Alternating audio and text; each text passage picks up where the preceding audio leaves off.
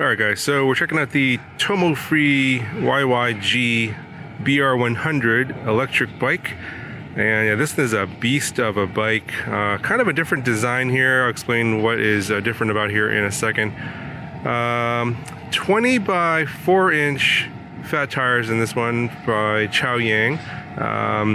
Pretty typical knobby wheels here. A lot of bikes like this. We have rear suspension, very nice on both sides. You have two on the rear and a front fork suspension, so two on the front.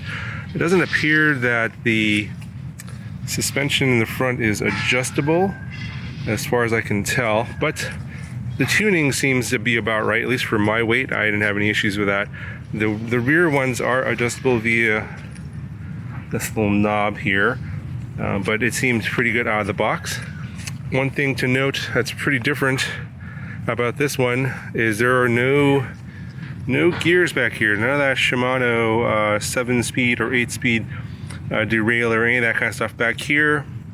And I think that they decided to do that because most people that get a bike of this style here, this sort of BMX style, are not really pedaling, mostly just using the throttle, which this does have a nice half twist throttle here on the grip. I'll show you that in a second. Typical spokes here on the tires, not mag wheels. Kind of, I mean, for this style bike, I kind of wish that this had mag wheels, but it doesn't. Very interesting frame here. The construction is very solid. The welds are strong. The paint is like a gray powder coated finish. Very nice. Big headlight here in the front is pretty bright, although it's really sunny out right now, so you're not gonna really see that.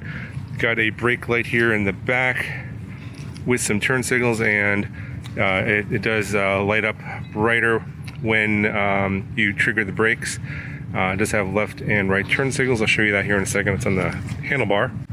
It does come with this sort of unique sort of negative space here in the middle, which they filled in with this part of the frame here. They filled this little leather bag, and you want to make sure you open it up. It's a little magnetic clasp. Inside there it was a extra accessory like a phone holder. Also just come with a hand tire pump as well, so in case you have a flat, you could use that. This interesting space here is covered with this like sort of wire grill. It's like an empty space. It could be used for something, so you could probably take off these bolts and perhaps use it for additional storage. The controller for the e-bike is down here in this box. It is a huge, well, the power in this one is huge. So the motor in the back here, rated for 1,000 watts nominal, 1,200 watts peak. So plenty of power to move this bike around. It is a bit heavy. With a huge battery. It's about 82 pounds, they say. Big battery here in the back. So it does come out, and you have to use a key that's included to unlock it, otherwise it won't come out. Handle here to slide it out. Little cover here. Yeah, you can charge it either in the bike or out. You can pull it out and charge if you want. It does have a fast charger included, of course.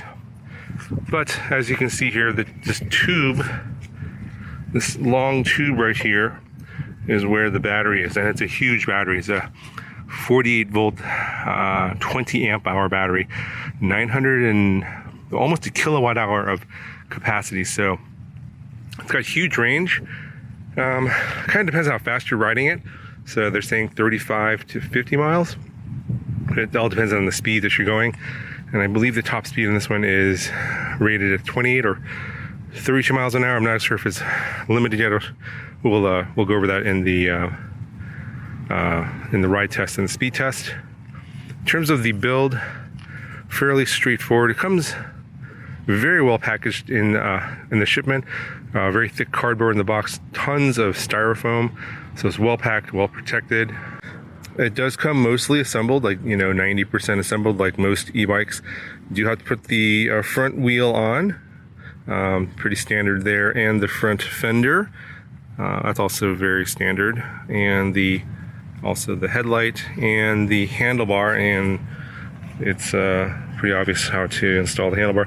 Now there is a installation video, I'll link that in the video description, that covers everything in detail on how to put this bike together. It's not that difficult. One thing to note though, on the headlights here in the front, you want to have this a little bit lower on this where you're installing it here, because if it's higher up, it's going when you rotate the handlebar, it's going to hit the frame over here on the side. So just be aware of that. I think in the installation video they had this pretty high up. I recommend a little bit lower. Plenty of cord there to have this any how you want, and then you can adjust the angle here to where you want. It's a very nice headlight. Cable management, pretty good overall. I see these little pieces here holding the bundles together, and there's a lot of connectors, as you can see here. So but yeah, overall very clean. You can see the cables wrap around over here and then goes down here and then into the frame right over here. 160 millimeter disc brakes on this one, and I don't know the name of the name brand of these calipers. These are hydraulic disc brakes.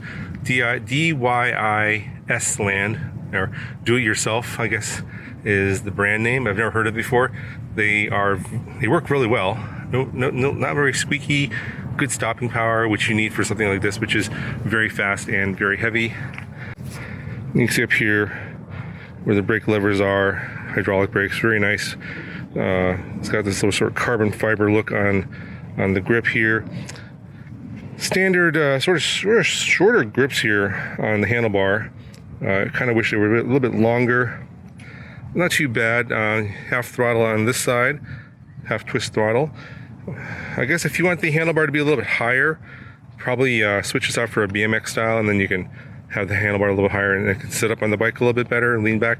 As it is right now, the way it is, you're basically kind of leaning over on the bike. You'll see that when I'm doing the riding test.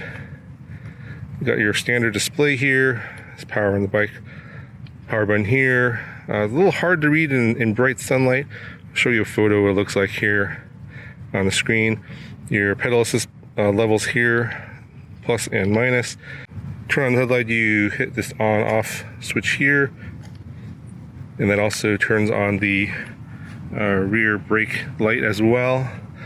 You have your turn signals here, left, right, and left, and center is obviously off, and then you have a really loud horn. So something to note is that the seat height is pretty high. It's about 34 inches. So I'm 6 feet tall, and when I'm sitting on the back here, my feet are not completely flat. I'm kind of a little bit off my heels. I can kind of lean the bike over, and then one of my feet will be completely flat. So they do say this could be for like 5'5" to 6'2", but I think you're probably going to want to be a taller rider unless you're okay with not having your feet on the ground all the time. The seat here is okay. I would recommend sitting on the back here. I think that's where you want to sit. If you sit in the front here, there's not as much cushioning. So you want to sit up here in the back. There's more cushioning, and I believe they have an upgraded seat available for like $40, which is going to has even more padding. It's kind of a unique seat, so I'm not sure there's going to be any third-party alternatives out there. So yeah, this thing's very fast, tons of power from this huge battery and big motor. So let's get right to the riding test here, and we'll get to see how this performs. All right, so we'll start off in pedal assist level 1, and this is a very heavy bike with no gears, so just take a little bit for the motor to kick in. So I pushed off a little bit there, but it goes right up to 11 miles an hour in pedal assist level 1. All right, let's kick it into level 2.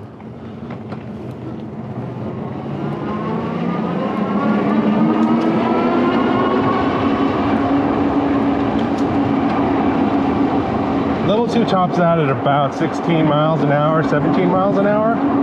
And you are freewheeling because, of course, there's no gears on this e-bike. All right, let's go right to level 3. So,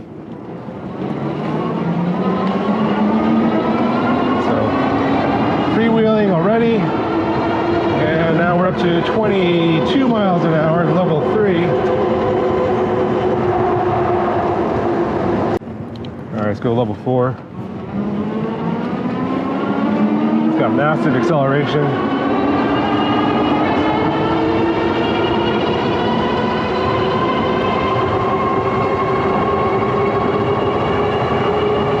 .25, 26 miles an hour. I don't have a long enough track here for the speed. Alright, let's go level 5. It's just pedaling. So you gotta keep pedaling, I mean, to keep set it, just keep the throttle on, but you're freewheeling. Alright, 28 miles an hour. That was the limit. So that's a fairly linear curve. Alright, let's go back down to level 1. And just gonna hit the throttle. Acceleration is a little bit more gentle on throttle, but it goes right up to 11 miles an hour. So I think the speeds are the same. 16, 15 on level 2.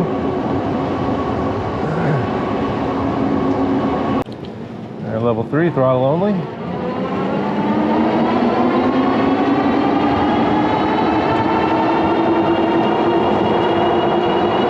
About 21 miles an hour on throttle only. So the speeds are the same as on when pedaling. There you go, level 4. Lots of more acceleration.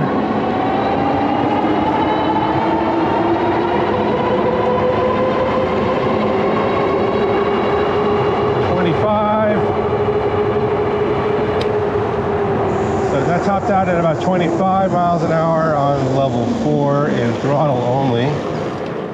Alright, now level 5. And by the way, the throttle is proportional, so you can just pull it a little bit to go a little bit slower if you want. Alright, here we go. 23, 25, 6, 7, 28.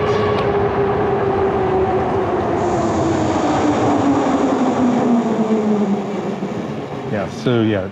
The speeds are the same whether you're pedaling or if you're just using the throttle. And obviously when you're pedaling, it's going to be freewheeling. Pretty much anything over pedal assist level 1.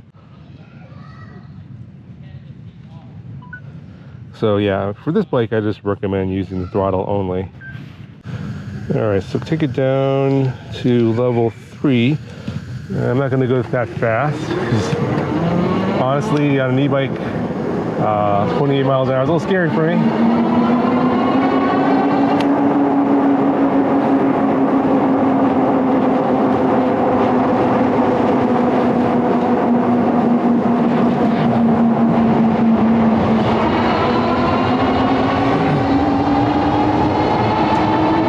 Keeping it about under 20. It's going to be a little safer.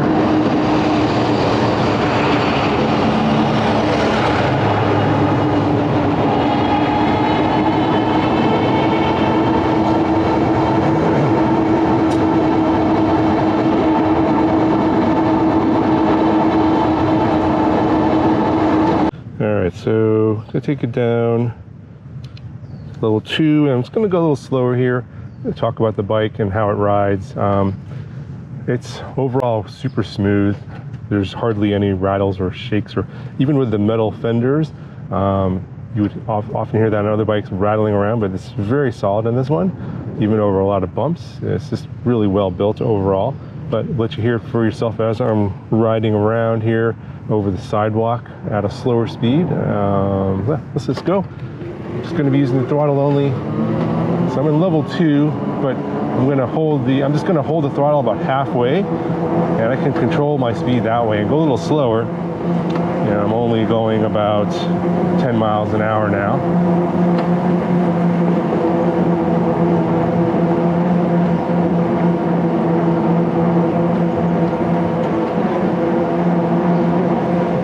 Over the grass here.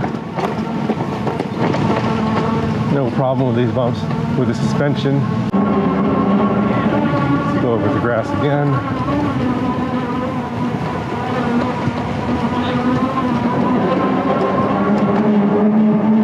So definitely can do some off-roading, no problem.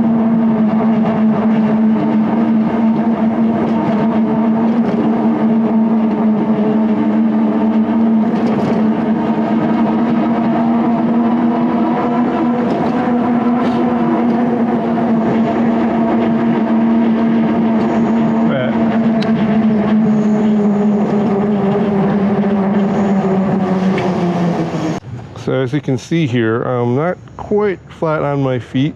My heels are off the ground. This is a very tall bike, so for some of you that maybe you could probably get on by like leaning the bike over. So like for example, I'm leaning the bike over now. My left foot is on its toes and my right foot is flat, but I can kind of get on the bike like this, no problem. So kind of depends on how long your legs are, but I would say you probably want to be on the taller side for this bike to feel more comfortable. But for those of you that just kind of hop on and go, don't necessarily need your feet flat on the ground, should be okay. But I just wanted to show you that this is kind of what to expect in terms of your height, so be aware of that.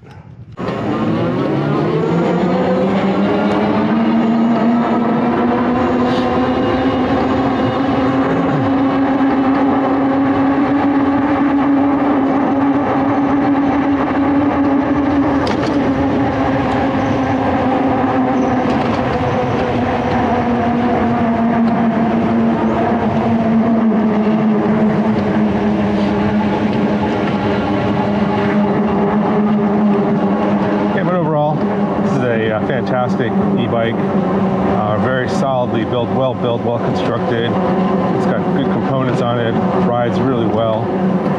So yeah, not much to complain about it, other than the fact that it is a bit on the high side, and you will need to be on the taller side to be able to feel comfortable on it. I'm okay. I feel like I'm pretty much at the right height for this.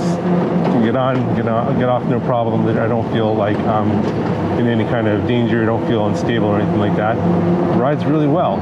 I think that if you want